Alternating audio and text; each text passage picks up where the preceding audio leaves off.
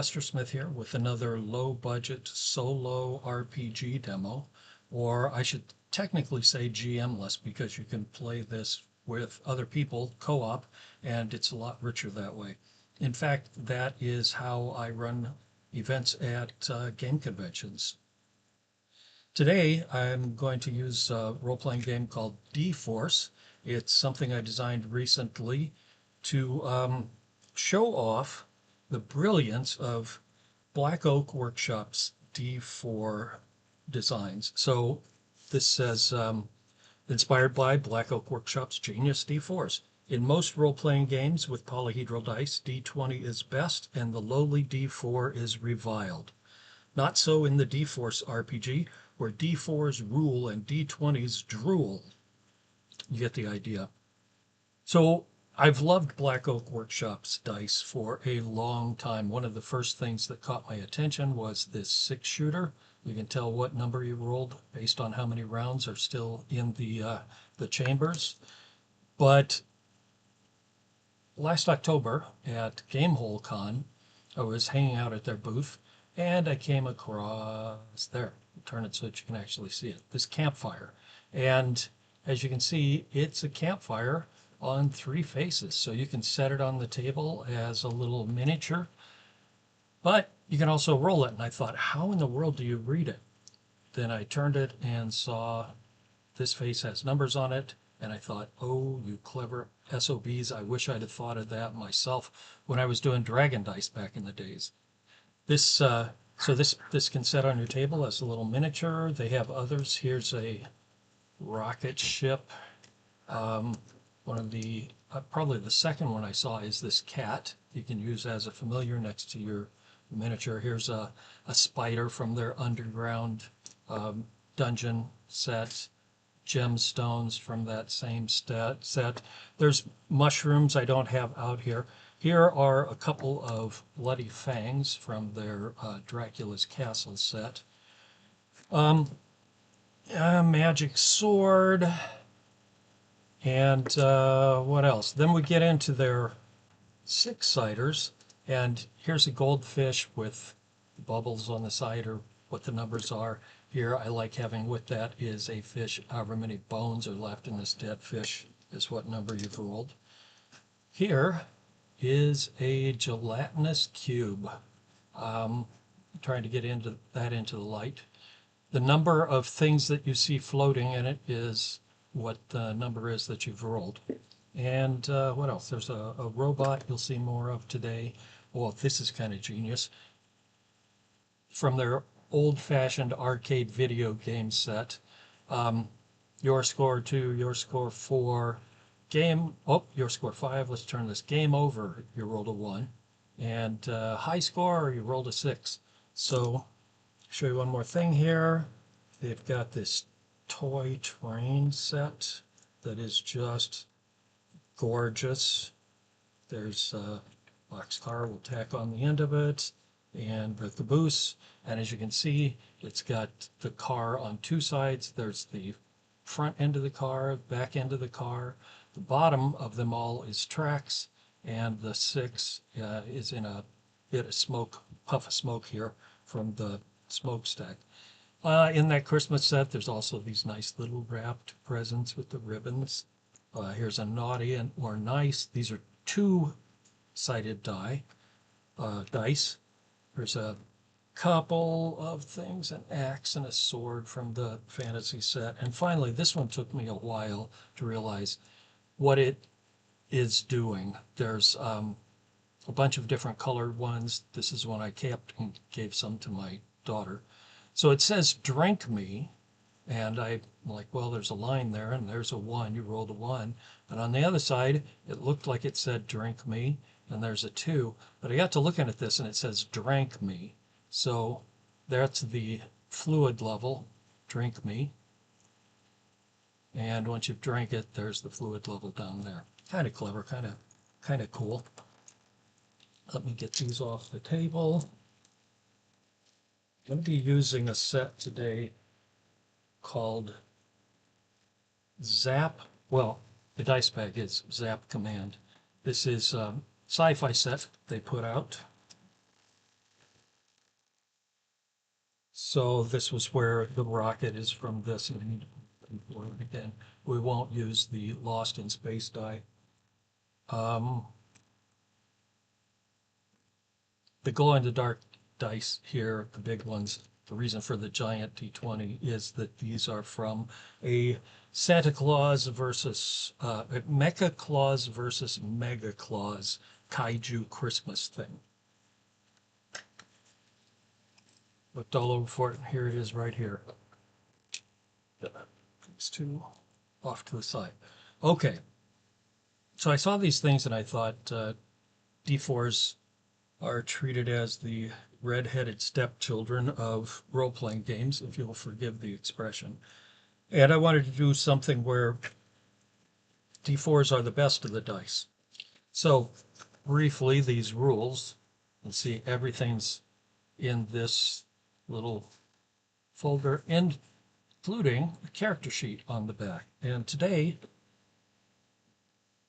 I normally run horror. I wanted to try something different today. We'll get back to Julia Bailey next time, but that's using the bookmark No HP RPG.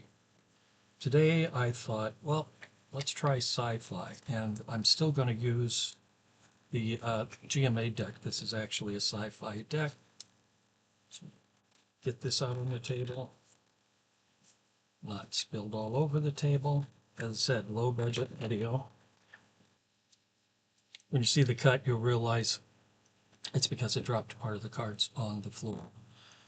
All right, so my issue with sci-fi has always been, once you get out of the solar system, what's the reason for traveling, right? Every planet has its own minerals and so on, but not every planet has the same life forms. So I thought, I am going to run a character who is effectively a limo driver. So he carries important people from business people and things like that across the galaxy as his means of making a living. So we're talking about a fairly small vessel, very small pilot's cabin, since it's only him, and enough room for 2 or 3 passengers to keep them happy over the course of what could be a long haul. I'm going to use this system I normally use for Julia Bailey, Handy Quest cards, and we'll get into how to use those in a moment.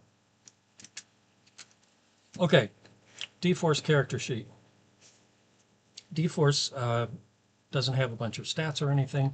It's literally a name, skills, and a description down here. So for my description, I've decided this guy is sort of an interstellar Uber driver. And that's what I'm just going to write. And I'm hoping with this pencil and this setup that you'll actually be able to read what I've written. Okay, so his skills. For a starting character, you pick 6 skills and then you rank them from 1 to 6. The higher the number, the better the skill. The difficulty in this game, you'll see, is die size. So I'm going to call this spacecraft. And that will be one of him. We'll put a check mark here so I don't forget. What else? I'm not going to worry about driving. I do think he should have some electronics and mechanics to keep this ship going. And I need 3 others. Well, we'll go with shooting. For in case he has to duke it out at some rough and tumble space station somewhere. Medicine sounds like a good one. 5. I need 1 more. And perception or persuasion are usually both good. I'm going to give him perception. Okay, so now we rank them. His highest, I think, ought to be a 6. We will go with perception as a 4, shooting as a 3. And I need a 5 and a So we're going to give him a 5 for mechanics, a 4 for electronics, 6, 5, 4. Oh, I have 2 4s. 3 for electronics, 2 for electronics. I see I have a 3 over there already. Is that my skills? I haven't put a 1 in, and I guess that will be medicine. Okay, so I have my skills all set for this guy. I think he's a dark-haired, dark-eyed, sort of small guy. He dresses all in black, and that's enough to get started. Okay, let's talk about his mission. Now, this being a demo, I'm going to take about half of these cards out of here. So normally what you do is you split the deck in half for the Handy Quest setup. Take a card, turn it upside down. This is going to be your final destination. And actually, you choose a location, lock up or cantina, and the odds, this difficulty number up here applies to the other side. We'll get into how the cards work if you haven't watched any of the other videos in a bit. So lock up at 5 and cantina at 5. And I like the idea that he's actually transporting a prisoner, a high-profile prisoner. So you turn this upside down and put it in the back half of the deck. Shuffle it a little bit so you don't know when it's coming up. Try not to watch. Okay, and then put that behind the front half of the deck. And here we go. So we're going to figure out what our first location is, our first way station along the way to this lockup. And this says a hive at 8 or gardens at a 4. And I kind of like hive, but let's see the next card you use for the catalyst. So out-of-body experience or someone proposes. This is the reason for the difficulty of this stage of travel.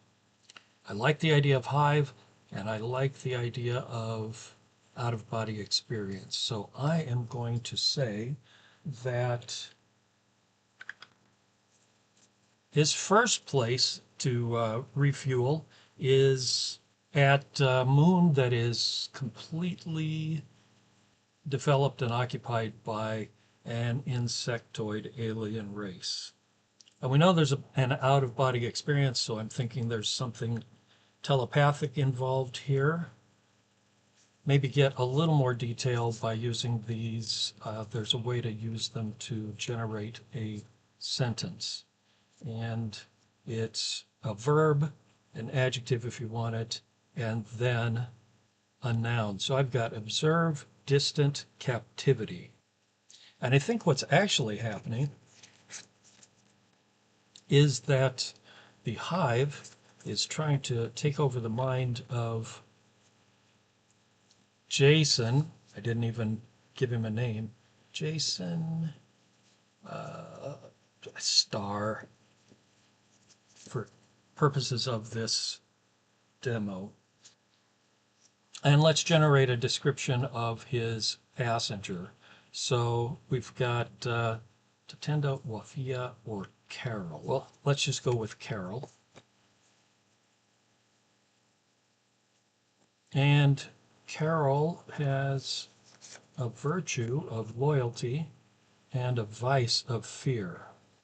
I'm starting to get the idea that this is not the mastermind behind whatever criminal thing is going on here, but instead, yeah, we'll just go with a junior member of the criminal organization whom authorities are shipping off to this distant facility to question. And he's afraid to give up his boss. He also has a lot of loyalty to this boss. I think his fear is that he's actually going to crack. So this alien race is trying to invade his mind so that they can get a insight into that distant lockup facility. Who knows why at this moment? Maybe they have someone they want to break out or someone they want to assassinate. It doesn't really matter as far as our little adventure goes. But I'm going to say that Carol is trying to resist them, and I'm going to give him a willpower score. Given our background and his personality description so far, this ought to at least be a 5. Forgive the sound of dogs barking in the background. Okay, so how tough are these aliens for him to resist? And we had a hive, a difficulty 8. That's pretty high there. Okay, here we get into the way the mechanics of d4ce work. You have your skill. That is how many dice you get to roll. Look at a difficulty, and it ranges from D4 difficult, average skills you just don't bother rolling for to get it done if you have the skill. Formidable, heroic, Herculean, legendary for D12. These are going to be less than that. So let's give it, well, that 8, we'll say that, we'll translate that to a D8 and call that heroic. So, Harold needs to roll d8s, and his willpower is 5, so he's rolling 5 of them. I have only 3 sets out to keep from overwhelming my dice tray, but we'll have to roll more than once. And you're looking for a max. High 6 so far. Oh, a 1. Okay, so he failed because I didn't get a max on here at all.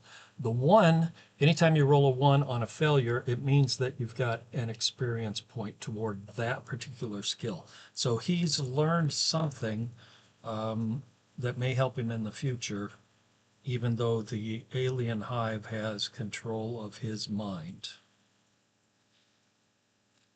Are the aliens looking to also take over Jason's mind? And I think the odds are good. So we'll turn up the next card. I'm going to look at the back because I didn't know. And we came up with a yes. So they are going to try to take over his mind as well, so that they make sure that this ship gets where it's going as quickly as possible. Okay, Jason. Well, I didn't even pick a willpower for him. So that difficulty 8, wow. He doesn't have any dice to roll.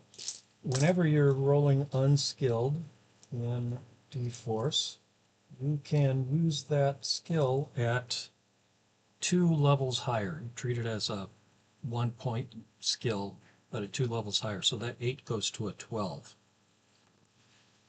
And I got a 3. Now, I don't like the idea of Jason succumbing to these aliens right off the bat. So the other thing about d4ce is that you have a pool of d4s that you can use them kind of like drama points in effect. You can spend out of that pool. Here I've got 5, pool of 5 d4s, and spend out of that pool to see if you can succeed at the skill nonetheless. And I got a 1. So this is still a failure, but he could gain something, a little bit of knowledge and willpower. Wow. As much as I hate having him taken over, I love the idea that he got a point of willpower. Here's how experience works in the system. Whenever you have enough points of experience to equal the next level, you go up to that level. So in Carol's case, as soon as he has 6 of these, his skill goes up to a level 6, and those are burned. Jason has no willpower. He just got 1, so he now has a willpower of 1, but he has been taken over by the aliens, and I have a pool of only 4 left. Get these here so that I don't forget. Okay, well, the aliens have control of Jason's ship. So they're going to set Jason out to the next spot. He refuels here. This was the first refuel location. On to the next refuel location, which is either a sports field or an archaeological site. Archaeological site at 4, a sports field at 6. So I could see him either going to a high-tech planet, maybe to pick up another passenger, or some moon that's being dug up for evidence of ancient life, maybe some ancient technology. This is really my choice. But I don't think the aliens would be too thrilled with this ship going on to a high-tech planet and getting another um, passenger. So the odds of them diverting to the archaeological site, I think, are good. Good odds. Ooh, I got a no for good odds, so they do not divert. All right, so on to that high-tech planet. Does this mean that Jason has a chance that he's resisting their control? And I think, again, the odds are good. So let's see. Yes, at this distance, the aliens are beginning to lose a little bit of control of him. Now, he has the skill of 1, and we're still doing this at a difficulty level of 8. So Jason's trying to break free. And there is a max. He does break free of their control. Awesome. So we'll have him land and refuel. Is he picking up a new passenger? Odds are 50-50, I'll say. And these are the decisions that you have to make in terms of the story going on. And 50-50, no, he's not picking up a new passenger. Just refueling. What is Jason going to do on this planet knowing that aliens have been in control of his mind for some reason? Does he realize that his passenger has been taken over? Now, Jason's got a pretty high perception. We gave him a skill of 4 to start off. So I think, yeah, absolutely. He would be concerned that they might have done something with his passenger's mind. So I'm going to have the next location being that Jason wants to get the passenger off the ship, and to some place where he can question him. He does have a shooting skill, Jason does, so I'm going to have him slip a small pistol in the waistband of his trousers. And let's see if he can get through security off the ship into the city. Actually, I think he would probably stay here around the spaceport if there's some place that he can take this guy and not have to worry about the pistol. We have a satellite and a quarantine zone. Well, let's see what this quarantine is all about. And for this, I'm going to look at sensory details on the next card. It says a dying engine, strange fungus covers, bored to tears, and hot solder. I'm thinking what's quarantined is actually another ship. I don't know if you're aware, but in Chernobyl, there is actually a mold that's growing on the inside of the radioactive core. It's feeding off of the radiation. So I'm going to build on that with a ship has come through something and hope that rattling outside isn't too much. It's pretty windy here.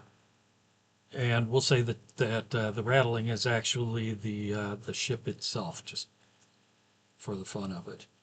Okay, Jason's going to try to use that as a diversion while he gets this guy away from the ship, and I'm looking for some either warehouse or a canteen. I kind of like the idea of it being a warehouse here. Now the question is, what are these alien life forms that are in control of Carol's mind? How are they going to react to Jason pulling a pistol on his passenger? Because I think that's actually what he would do. So he'd hold a pistol on the guy, and I don't think his ship is normally built with a brig for sticking someone in. So he has him locked up in a smaller cabin. Opens the door, tosses his passenger, his prisoner, a set of cuffs, says, "Put these on," and waves with his pistol. Carol, we said his vice is fear, so seeing that pistol, I think he's going to try to break free from the alien control. We'll keep it at D8s. Actually, I think the fact that they've got him under control, we're going to make this D10s for him to break free. He's got a 5. Well, there's a fail with a 1. I'm going to go ahead and see if the other two get us out of this. And they do not. So, another point of experience. The aliens still have control. How are they going to react? I kind of feel like it's all or nothing for them at this point. So they're going to have Carol jump Jason and try to wrestle the gun away from him. Let's see. How high a martial arts hand-to-hand related skill does Carol have? And I'm going to let the cards decide. We'll turn up the next side, a 7. Well, we know why he was so valuable as a lieutenant to the crime lord. In d4ce, we normally treat a human character as a difficulty 6 to fight. So I'm going to call this martial arts wrestling. Like actual professional, not pro wrestling, like whoever is the most popular pro wrestler right now, but actual wrestling. And that one's a 2, but that one's a 4. So no successes yet as he's jumping Jason. But there's a success. Okay, so he has 1 success. Jason has no martial arts ability. So once again, he's going unskilled, though. You know what? Actually, I think he just shoot the guy at this point. So I have a 3 in shooting. And there's a success. There is a 1. Now the success cancels out the 1. One's count for experience only on a failed roll. So they each have a success. Nobody is damaged. But how do we want to describe this? Because Jason still has his pistol and he is still going to use it. I think Carol leaps forward. Jason takes a shot, seeing him coming. And Carol narrowly dodges to the side. That will cancel the 2 successes they each had. So here we go with Jason shooting again, and I got nothing. And Carol trying to clobber him. And there's 1 success. So we're just going to say that Jason is down on the ground. Carol managed to wrestle the pistol away from him. Does Carol have any firearm skill? This could become handy. And I think the odds are 50-50. 50-50, yes, he does have firearm skill.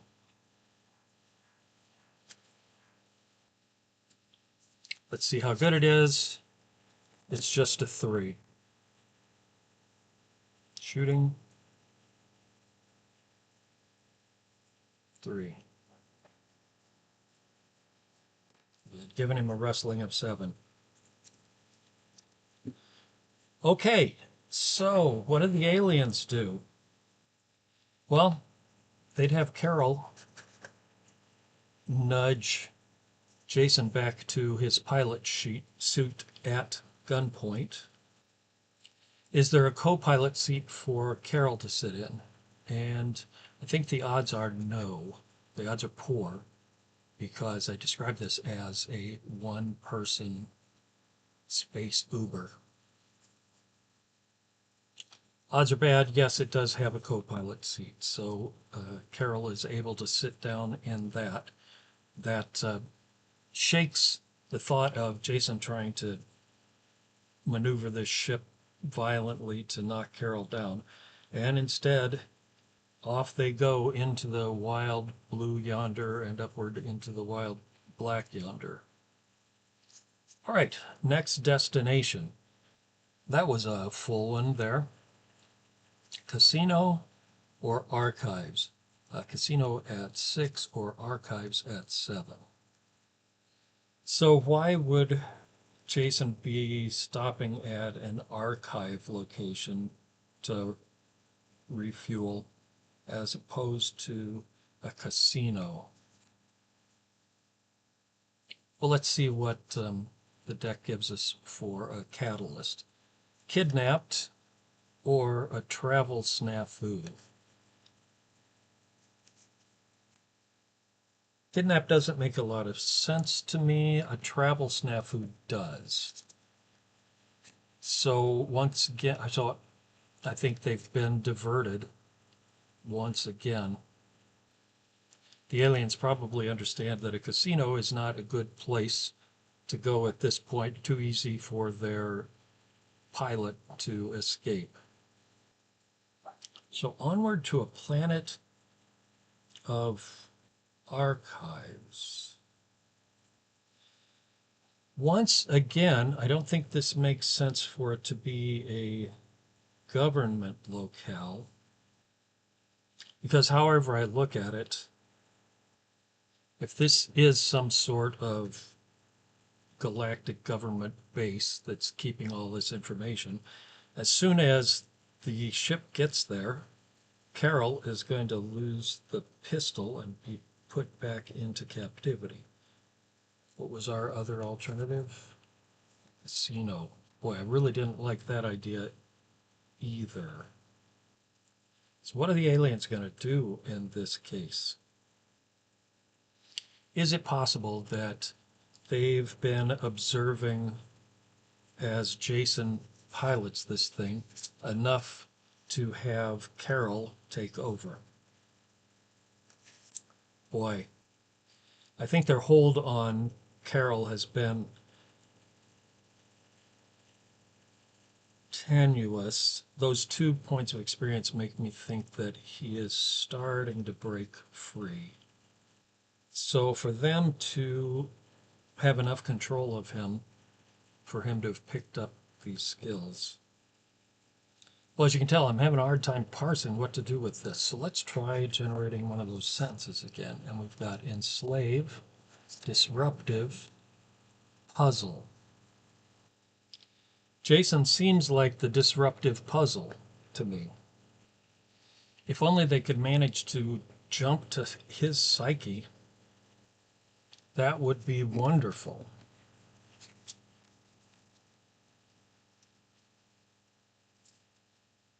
From their standpoint. So instead of trying to control them both, they're going to make a last-ditch effort to jump from Carol into Jason. And we're down to the last few cards. The ultimate destination we're going to is going to be coming up any moment. Okay, jumping from Carol, who has a willpower of 5, to Jason, who has a willpower of 1. And I will use Carol's willpower for this. The aliens are controlling him. Let's still make it a human to human difficulty of d6. And actually, because we haven't used the d4s other than this extra pool here, I am going to say that at this point,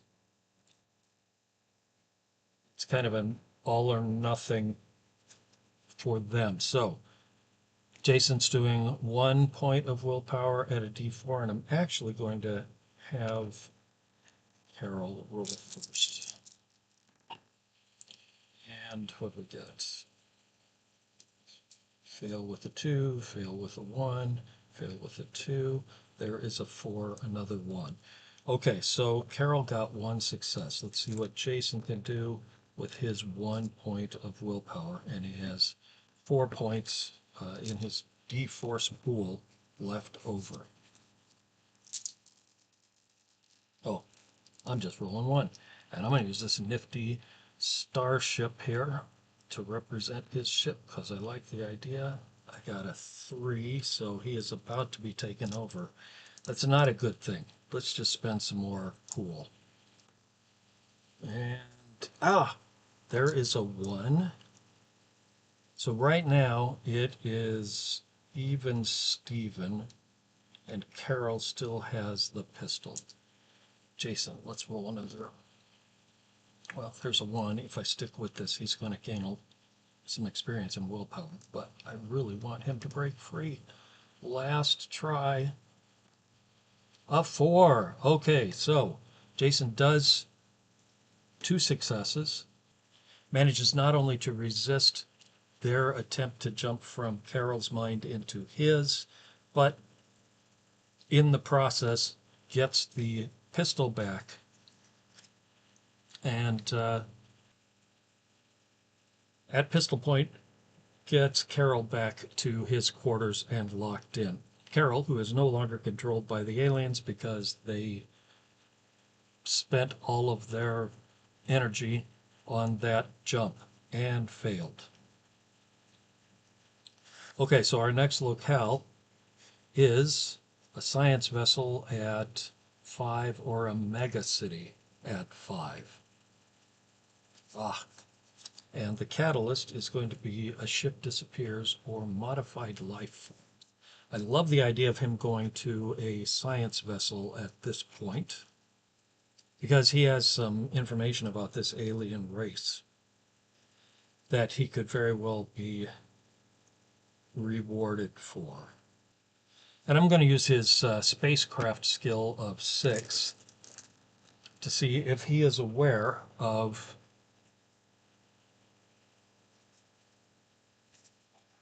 this science vessel. Otherwise, he's going on to the mega city. 6. And to me, this sounds like it should be,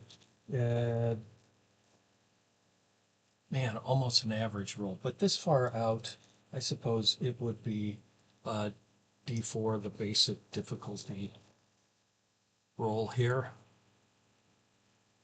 I don't know, but formidable seems more legit. So let's go with a formidable roll. So that's going to be D6s. And he has a skill of 6.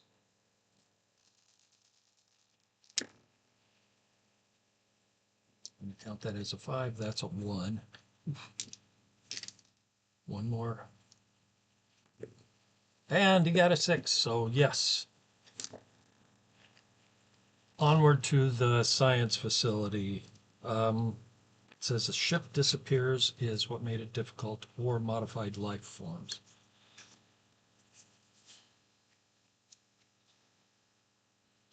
For the sake of the story, I think Jason's going to try to make his ship disappear, in effect.